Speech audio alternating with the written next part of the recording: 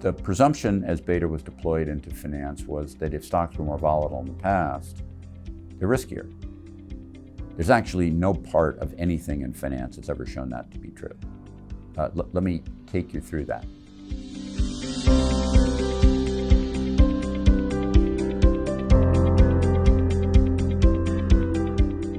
So in finance and much of the rest of life, there's just a lot of nonsense.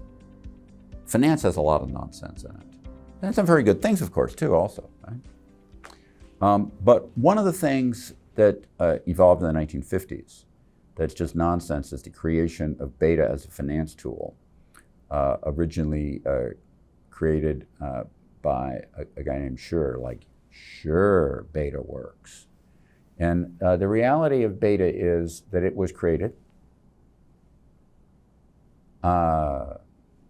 derived from the mathematical work in the 18th century of Leonard Euler in Switzerland, to measure in a fairly complex mathematical way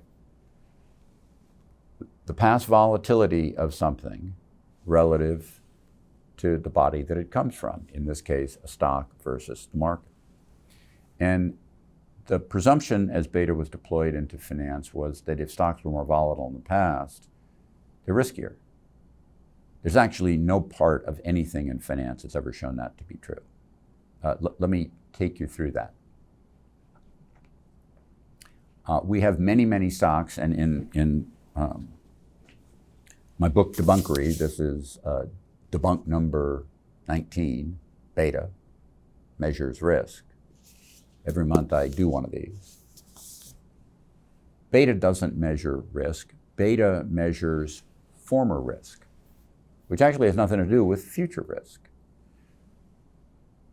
Statistically, it's been demonstrated for a long time that single stock price action or price action of the market as a whole does not predict the future. Once you get that, you realize that a stock having been more volatile in the past doesn't mean it will be or won't be more volatile in the future. Might be, might not be. Let me give you an example. If a stock has been very stable for a long time and then falls to the floor, like maybe it's stable, not going up in a bull market much. And then you get into a bear market, and early on in the bear market, it doesn't go down much.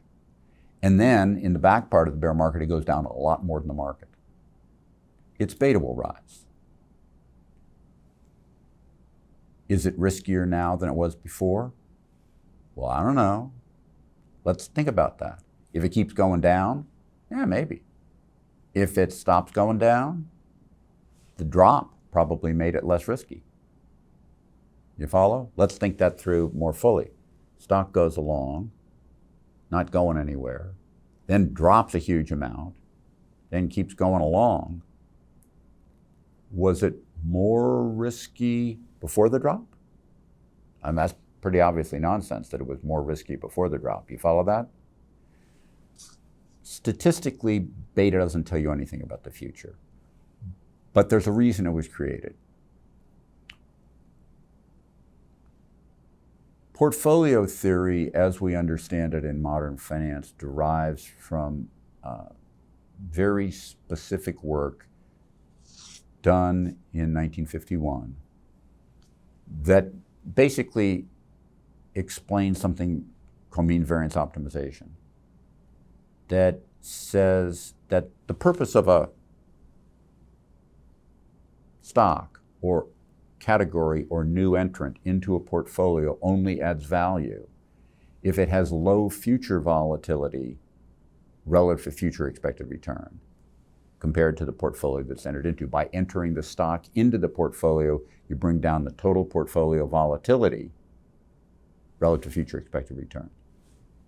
That's what that says.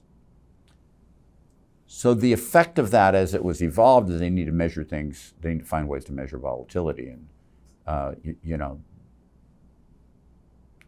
this was defined as measures of variance and covariance, and academics would use beta, derived from the Euler mathematics, to create beta, which became very widely accepted.